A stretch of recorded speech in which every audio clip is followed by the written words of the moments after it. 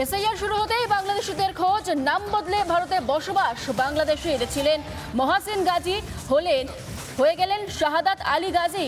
হিঙ্গলগঞ্জের উত্তর বাকরা এলাকায় বাস, 117 নম্বর বুথে বসবাস বাংলাদেশের মহাসিন গাজীর।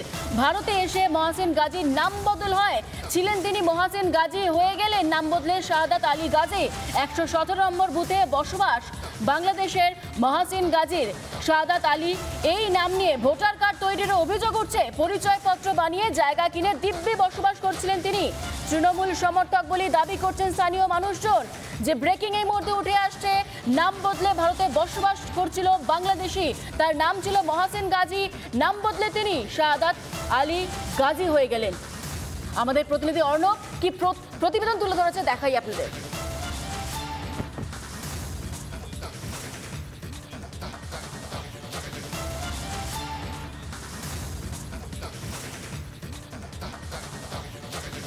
এই যে ভোটার লিস্ট আছে, এই যে শাহাদাত আলী গাজী, পিতা মান্দার গাজী, এটা কে? আমার আব্বা। আর এই শাহাদাত কে? আমি। আপনি? হ্যাঁ। আর এখানে আর একটা জায়গাতে আছে যে মহসিন গাজী, এটা কে? তা বলতে হবে নাকি? ওটা বলা যাবে না তো। ওটা বলা যাবে নাকি? এটা বলে না, ও তো আমার মতো ইয়ে করে নাম তো। আমার নাম শাহাদাত গাজী। শাহাদাত গাজী। অনেকে বলছে আপনি নাকি বাংলাদেশ থেকে নাকি এপারে এসে। না না না না, কোনো দিন না। আমার বাংলাদেশে কোনো আত্মীয় বেড়াদার কেউ নেই। তো এখানে আছে এই যে মহসিন গাজী, মান্দার গাজী, কি করে বলবো আমি? বলা যাবে বাংলাদেশে কার নাম কি আছে আমি কি করে বলবো? আপনার স্ত্রী একটু আগেই তো বললো যে এটা নাকি আপনার ডাক নাম। না, ও নাম নাম না, ও নাম না। আপনার স্ত্রী তো মনে বলছে যে শাহাদাত আলীর গাজীর ডাক নাম মহসিন গাজী। না না না না, তাহলে মানে এটা তাহলে আপনি মানে নন? না আমি না, আমি না, ওটা আমি না।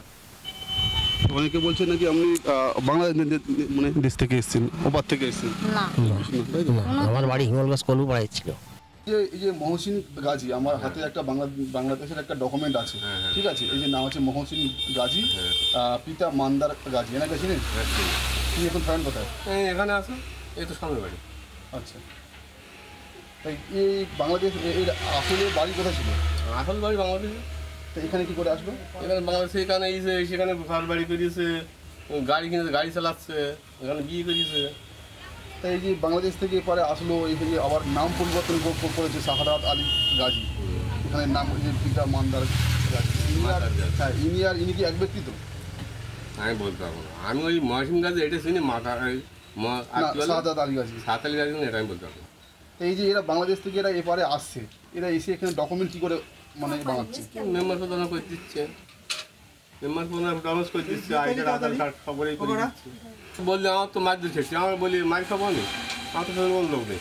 আমার বলতে গেলে আমার তো মারধর খেটকে যাবে। তুই বলে খেলা, তুই কি রে? ওরা ঘর বাড়ি পাচ্ছে, ওরা বাংলাদেশ থেকে ওরা ঘর বাড়ি পাচ্ছে, ওরা সব কিছু পাচ্ছে, আমাদের বলে নেই, আমাদের দেবে না, আমার পাবো কি? আমাদের না দিলে আমার পাবো কি বলো? এই যে মেম্বাররা এরা সবগুলো কোন দলের? টিএমসির মেম্বার।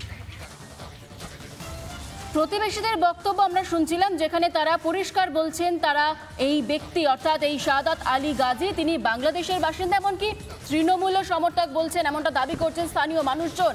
এসআইআর শুরু হয়েছে এবং তারপরই লিস্টে বাংলাদেশিদের খোঁজ, ছিলেন মহাসিন গাজী, হয়ে গেলেন শাহাদাত আলী গাজী।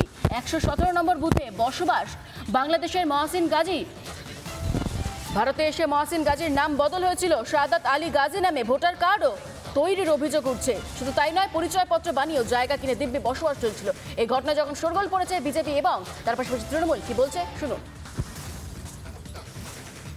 যে তৃণমূল কংগ্রেস ভুয়ো ভোটারদের ভোটকে নির্বাচনের দিন ছাপ্পা মেরে বারবার ক্ষমতায় বসে, এবং আমাদের অভিযোগ যে কতখানি সত্যি তা তৃণমূল কংগ্রেসের নেতারাই প্রমাণ করে দিচ্ছে এসআইআর এর বিরোধিতা করে।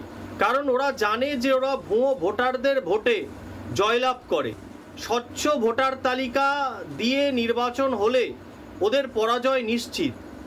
আসলে তৃণমূল কংগ্রেস পশ্চিমবঙ্গকে অনুপ্রবেশকারীদের আখড়ায় পরিণত করেছে। ডকুমেন্টস তো কোনো নেতারা দিতে পারে না, সরকারি কোনো প্রতিষ্ঠান থেকে আসে।